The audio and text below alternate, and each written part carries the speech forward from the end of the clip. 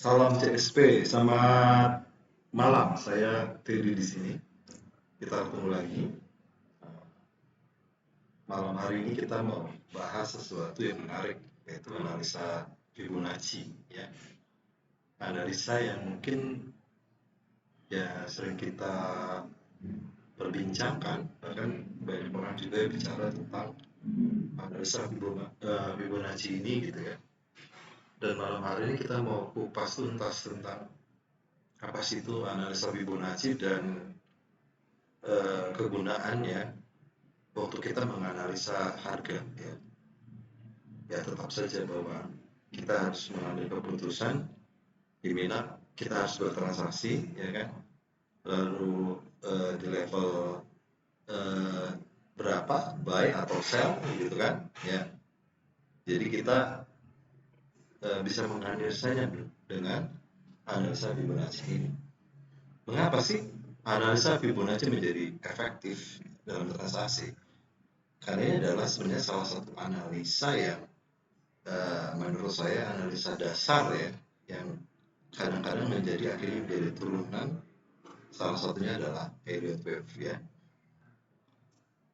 Nah, ini kita lihat bahwa di slide pertama ini kita lihat adalah pola hitungan dari Fibonacci sendiri, ya. Di mana semakin oke, Pak. Oh, Pak Raffi, apa kabar? Pak Raffi, ya. Oke, kita mau bicara ini, ya, tentang analisa Fibonacci malam hari ini, ya kan.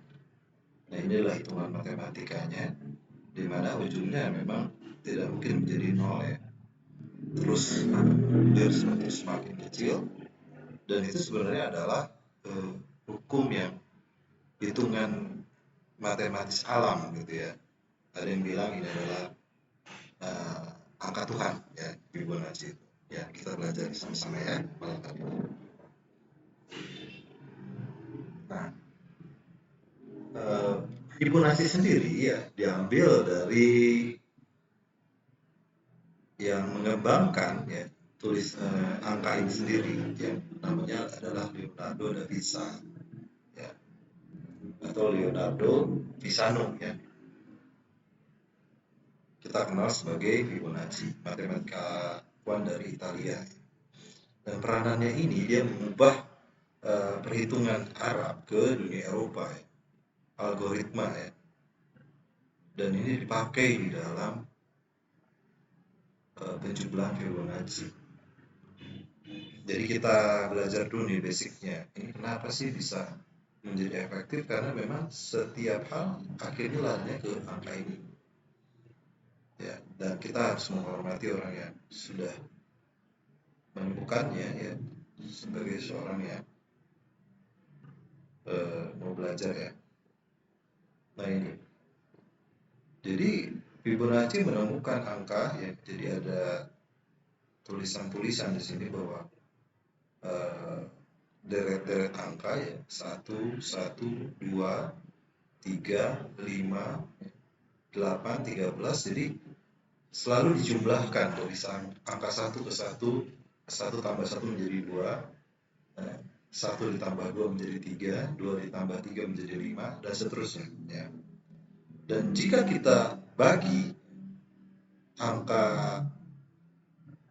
pertama dengan angka sebelumnya, ya kan, angka tertentu dengan angka sebelumnya, itu menghasilkan selalu konstanta yang sama, ya. Plus minusnya di sana, ya. Walaupun tidak selalu menjadi pi 1,68, tetapi rata-rata itu menjadi 1,68 pi di situ. Atau kalau kita balik itu menjadi 0,618. Jadi kalau orang yang suka trading ini sudah tahu nih angka 1,618 atau 0,618. Biasanya ditulis kalau di yang privat itu 61,8%, betul, ya. Nah, ini angka yang menjadi konstan selalu ada, ya kan. di setiap penghitungan itu. Ini angkanya bikin-bikinan atau gimana? 1, 1, 2, 3, 5. Ini angka yang dibuat kali gitu. Untuk berdasarkan apa gitu kan? Fibonacci mengukur ini berdasarkan penelitian pada kelinci pertamanya. Nah, kita nggak usah pusing sekarang melihat, wah hitungannya tuh seperti apa sih? Apa maksudnya tabel yang pertamanya itu apa, yang keduanya itu apa gitu ya, yang ketiganya itu apa gitu ya, yang keempatnya itu apa. Kita lihat aja dari jajaran itu ada Januari di situ ya, sama yang jalur 4 ya ke bawah. Kita melihat di situ ada satu angka pas Januari itu 1, lalu yang deretan keempat itu 1, lalu turun ke bawah itu 2, 3, 5, 8, 13, dan itu sama seperti yang kita lihat tadi ya, nih, ya kan, sama ya. Jadi sama hitungannya ternyata sama. Penjumlahan ini dengan pembiakan kelinci ya. Dan itu meruntut dalam satu angka yang sama gitu. Kalau kita mau bahas ini panjang lebar, bahkan keliling bumi pun akan seperti ini munculnya. Lalu bunga matahari gitu kan, banyak sekali. Lalu kerang ya, itu, dan lukisan Mona Lisa pun ya berdasarkan dari Fibonacci ini. Nah, kita lihat sebenarnya, kita melihat bahwa satu angka yang memang sudah ada di alam sejak dahulu, dan selalu manusia dan semua makhluk hidup tuh mengarah ke angka ini gitu. Sehingga waktu pas kita melakukan transaksi pun itu akan menjadi efektif karena emosi orang akan terbawa ke sana gitu ya. Jadi selalu akan ke sana angkanya gitu ya. Dan itu sudah dibuktikan dan ternyata memang cukup efektif gitu ya. Jadi dasarnya kita tahu bahwa sebenarnya Fibonacci ini jelas sekali bahwa memang meruntut kepada ilmu pengetahuan, jelas. Jadi kita bukan asal tebak-tebakan, hitungan, nggak analisa yang sembarangan gitu ya. Nah, ini yang kita sering lihat betul ya. Nah, Fibonacci ini biasanya ditulis kalau di MT4 itu kan ada 0%, 38,2%, 50%, lalu 61,8% sampai ke 100%. Dan ternyata itu 38,2% itu hasil dari pembagian 0,618 dibagi 1,618 menghasilkan 38,2% ya. Lalu 50% itu adalah rasio yang diubah ya, yang memang jadi rasio yang memang benar-benar equal di situ, di tengahnya begitu ya, 50%. Lalu yang ketiga adalah 61,8% itu hasil dari 1 dibagi 1,618, dan keluar hasil dari angka-angka tadi. Jadi benar-benar bahwa koreksi dari Fibonacci ini sendiri sebenarnya sudah ada hitungan yang jelas gitu ya. Nah, kita mungkin sering melihat ini angka ini bisa jadi tahanan, bisa jadi transaksi kita mau beli atau mau jual gitu, angka berapa dan segala macam. Tetapi bagaimana sih penggunaan yang penerapannya di dalam kita melakukan transaksi gitu ya. Gitu. Yuk kita sama-sama lihat. Ini kan di sini sudah kita lihat bahwa ada di 0%, ada 38,2, 50%, 61,8%, dan 100%. Kita sudah bisa paham ya kenapa muncul angka-angka ini gitu ya. Nah ini, jadi penggunaan dari Fibonacci sendiri itu digunakan untuk retracement, makanya dibilang Fibonacci retracement, jadi koreksi ya tadi. Ada dua transaksi yang biasa dilakukan oleh trader atau investor di 38,2%. Ya. Jadi kalau misalnya kita punya angka, ya kan, angka terbawah, lalu sampai angka teratas, ya kan, lalu kita persentase turunnya itu 38,2%, ya kan, itu kan gampang, kita nggak usah hitung-hitung lah, kita lihat di MT4 saja. Nah, ada orang yang melakukan ini di 38,2%, dia langsung melakukan beli di sini. Ini kan tren naik ya. Kita anggaplah ini tren bullish gitu kan.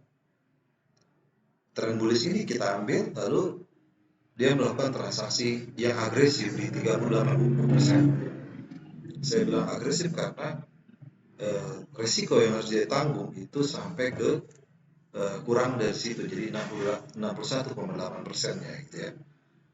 Karena mungkin nggak kebagian nanti gitu. Jadi ada yang transaksi seperti ini ya, atau mungkin pakai time frame yang kecil ya. Kalau time frame yang kecil kemungkinan untuk mengambil lebih tinggi mungkin lebih mudah ya. Tetapi saya sarankan Fibonacci tidak cocok kalau pakai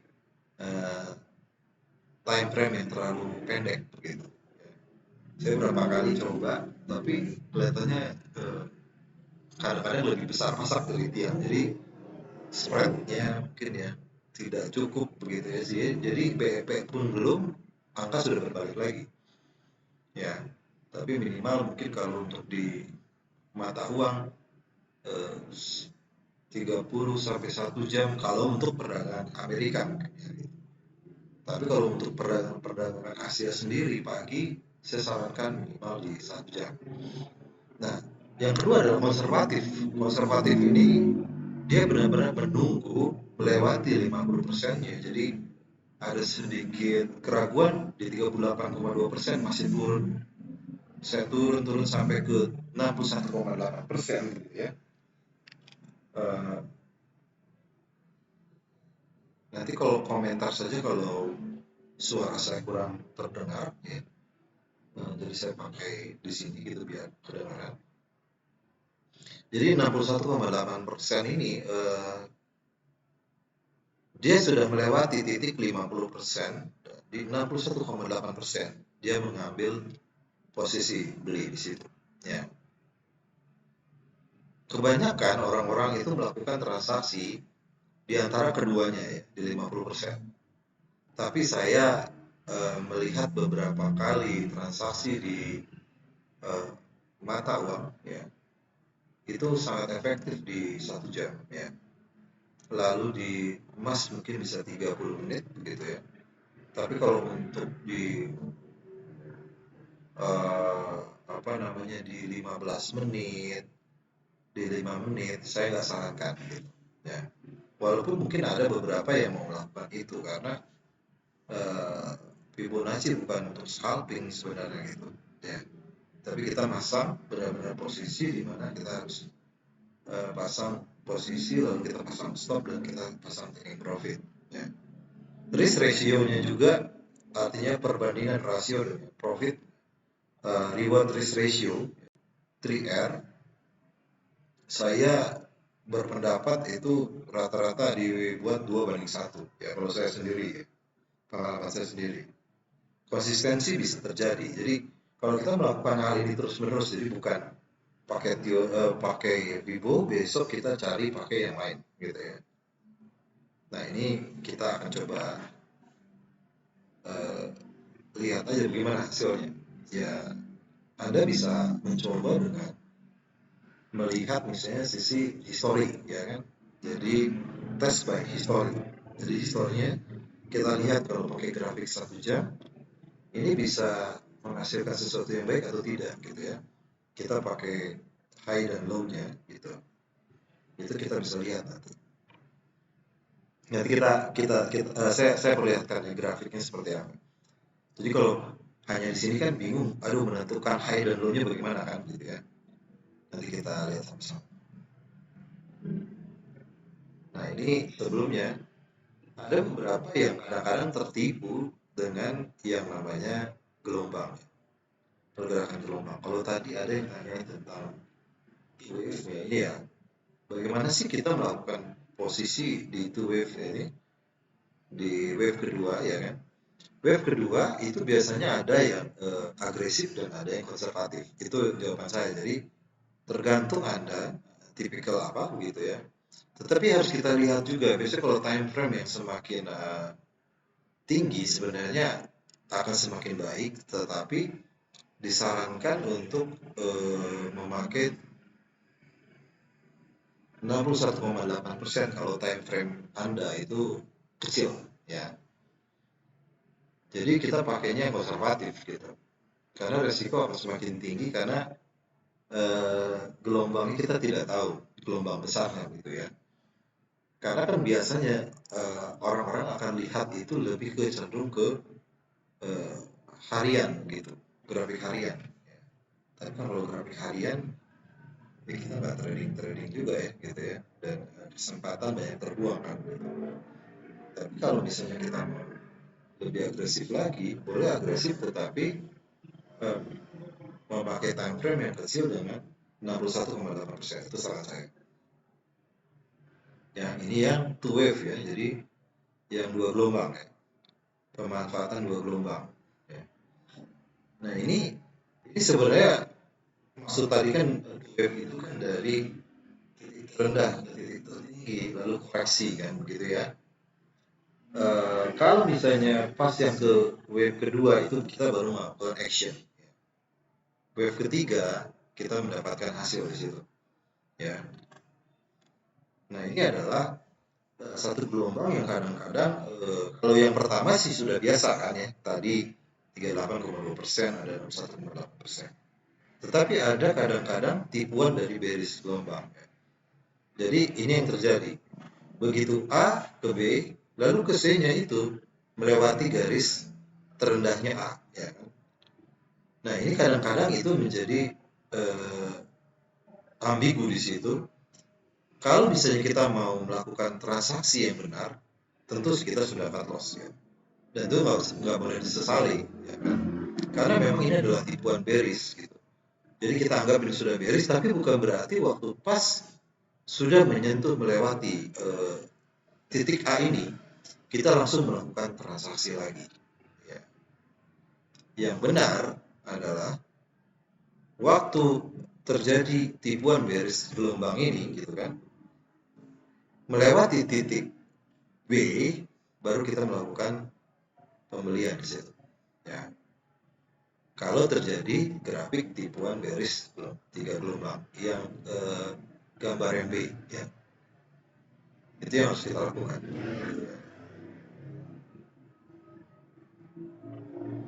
Kita lanjut ya.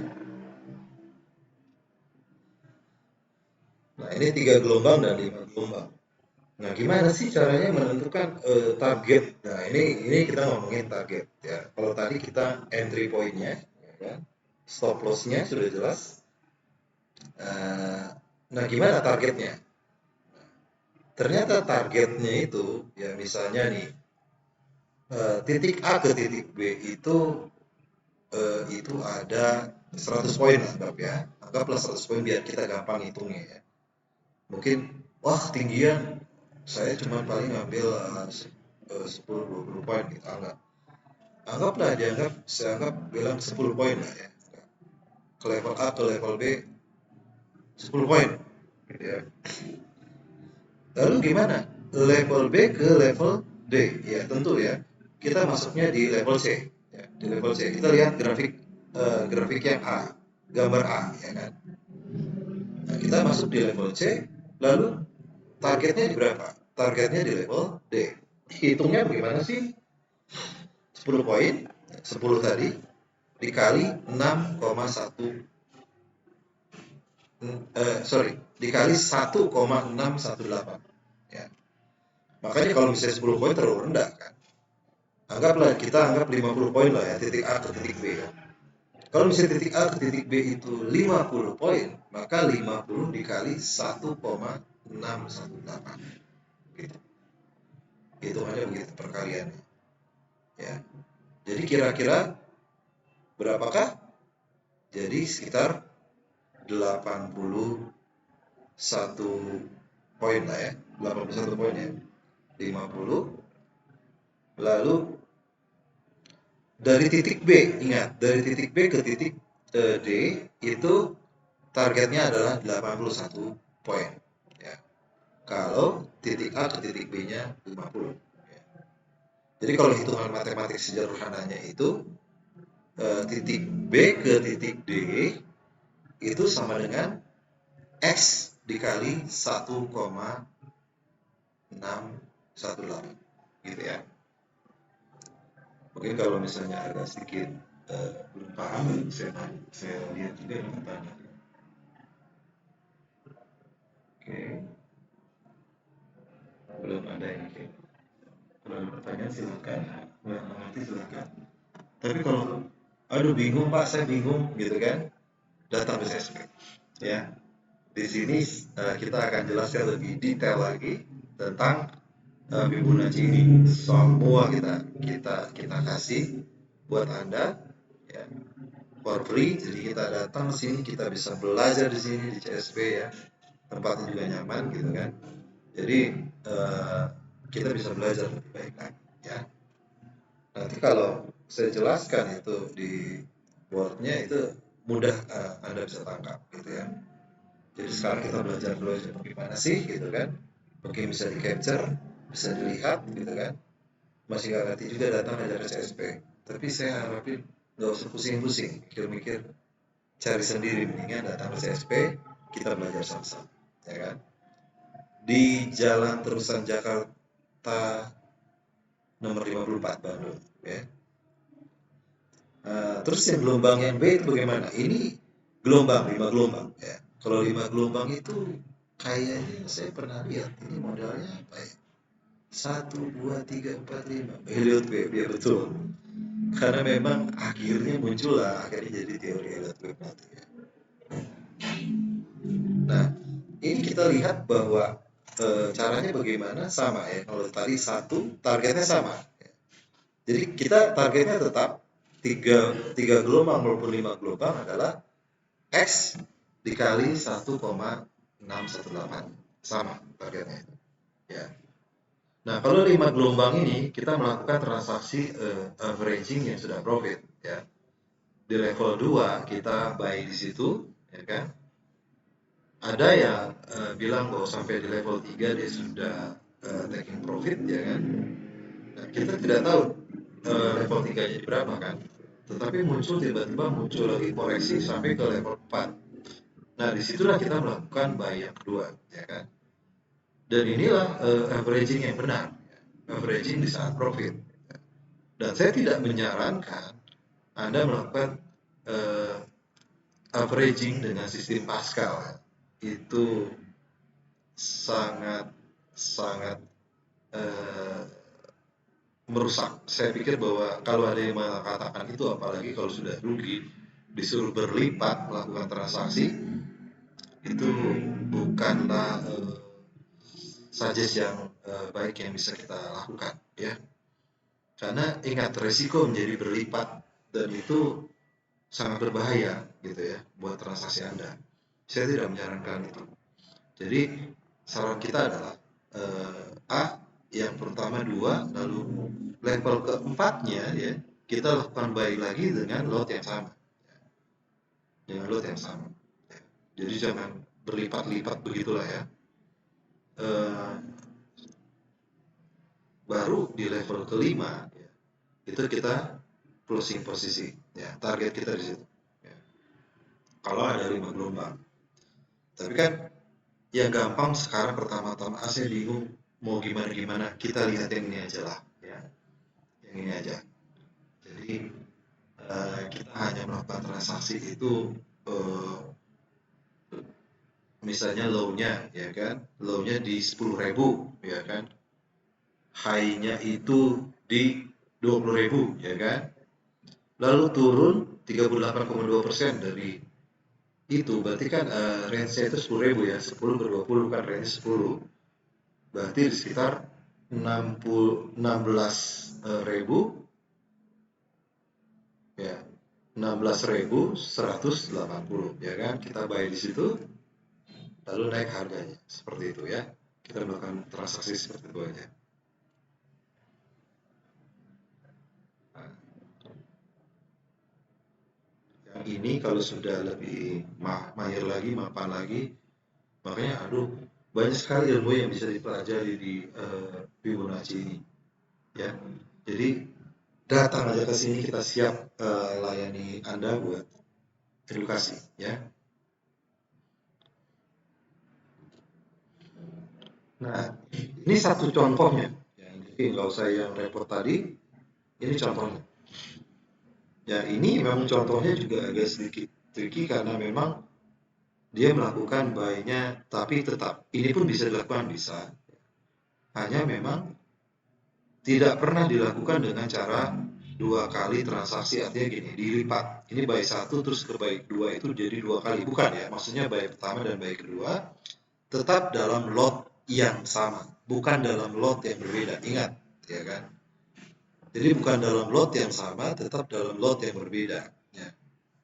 Nah, ini memakai transaksi dengan cara melakukan yang namanya buy 1 itu di level 68,2%, lalu buy yang kedua di level begitu dia turun koreksi di sini, lihat ya, ada koreksi agak turun ke level 50%, kita buy yang kedua. Buy yang kedua, lalu taking profit 2 dibanding 1, ya. Jadi misalnya taking profit di sini kita melakukan transaksi di anggaplah 60 poin, ya. Stop loss kita 30 poin, ya. Ini satu contoh buy position. Lalu di sini juga selling position sama. Selling position itu kebalikannya saja, koreksinya ke atas. Kalau tadi kalau buy kan koreksinya turun. Kalau selling position atau melakukan transaksi short, jual dulu, ya kita tunggu koreksi dulu, naik dulu, dia baru kita jual. Level sell pertama adalah di sama 68,2%, lalu di level kedua adalah di 50%. Ya.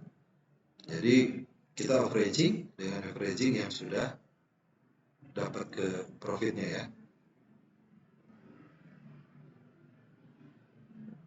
Gitu. Jadi mungkin nggak dapat untung yang bagus gitu. Oh, pasti kalau kita konsisten gitu kan.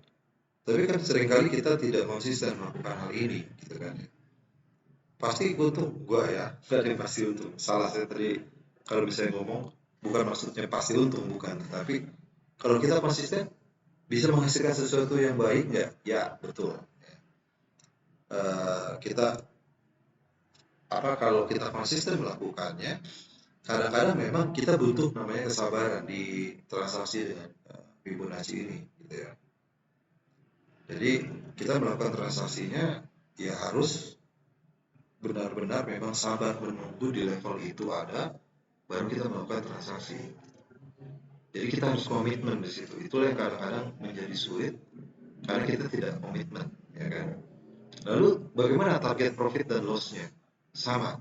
Kita pun harus menetapkan awalnya, lalu benar-benar kita lakukan. Jadi takutnya misalnya di selling position ini takutnya naik lagi harganya. Enggak. Jadi kita harus tetap putuskan di level berapa kita target, lalu stopnya di level berapa. Ya. Karena nanti menjadi persentase untung ruginya gitu. Misal anggap kalau kita melakukan transaksi 10 kali, ya, kita akan melihat bahwa sering kali kita menjadi untung 9 kali, tapi loss sekali, tapi lossnya itu bisa menghapus semua keuntungan kita bahkan lebih, betul ya? Tapi kan hal yang benar, kita melakukan transaksi, ya, ada beberapa, dan saya perhatikan waktu saya menguji sistem ini, itu hanya 40% kita bisa profit, ya, gitu. Loss itu bisa sampai 60%. Tapi kalau kita perbandingannya baik gitu kan, ini maksudnya yang paling buruknya gitu, kita bisa untung hanya 40%, rugi 60, tetapi ruginya hanya 1, profitnya 2, itu 80 dikurangi 60, betul ya. hasilnya masih ada 20% di situ. Itu punya hitung transaksi yang dilakukan seperti ini, itu bisa menghasilkan antara 10 sampai 15% per bulan. Ini rata-rata ya. Bisa saja Anda merugi dalam satu periode gitu kan. Tapi bukan berarti bahwa itu akhirnya jadi jelek hasilnya gitu, kalau kita konsisten melakukannya. Ya. Karena Fibonacci sudah jelas sekali tadi kita jelaskan tentang angka Tuhan tadi ya. Nah, ini jadi kalau misalnya dibikin satu bentuk bulatan seperti ini, maka menjadi oval seperti ini ya, elips ya. Menjadi elips, bentuknya elips seperti ini benar-benar sudah bullish. Jadi kalau bentuknya ada di grafik seperti ini akan menjadi bullish. Nah, apalagi kalau kita combine dengan garis channel. Ya. Nah, waktu adanya garis channel seperti ini, kalau panjang, tipenya panjang seperti ini, begitu dia jebol di garis channel, itu di ES itu ya dibilangnya, ada tulisan ES di situ, jadi breakout, jadi keluar dari garis trennya. Setelah ada bentuk oval seperti itu, maka itu menjadi indikasi yang sangat tinggi untuk kita melakukan sell. Di situ pasti harganya bukan pasti, tetapi lebih daripada 70% ini turun, begitu ya. Jadi bukan pasti, tidak ada yang pasti ya. Nah, ini kombinasi dari elif dan garis channel. Sementara sebenarnya transaksi ini bisa terus berlanjut, banyak sekali yang kita akan bahas tentang Fibonacci ini. Bahkan misalnya kita cobain belajar sama-sama, kita riset sama-sama di sini, menarik sekali ya. Jadi bukan teori aja gitu kan ya. Nah, kita lihat aja di sini sama-sama ke CSP. Ya. Itu yang saya mau bagikan malam hari ini ya. Kira-kira ada yang mau ditanyakan, silakan ya. Jadi kita buka juga sesi pertanyaan, bisa ditanyakan melalui nanti ada lewat komen ya. Lewat komen mungkin bisa ditanyakan.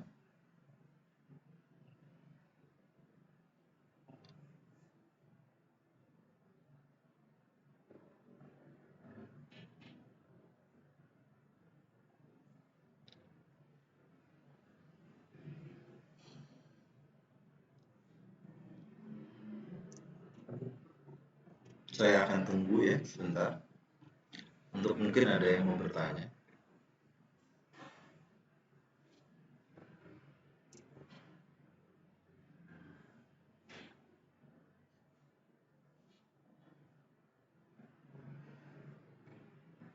Oke, kalau mau lebih banyak tahu lah gitu dari Fibonacci, lalu hal-hal yang mendasar tentang transaksi, sampai akhirnya Anda menemukan bagaimana Anda cara bertransaksi, karena setiap orang kan akan punya keunikan transaksi itu yang seperti saya. Kita akan akan bisa belajar bersama-sama di CSP. Dan juga selain itu add ya sosmed kita ya, di IG, di Facebook juga ini. Jadi untuk tahu berita-berita terbaru ya kan. Dan setiap hari kita juga kasih suggest ya kan.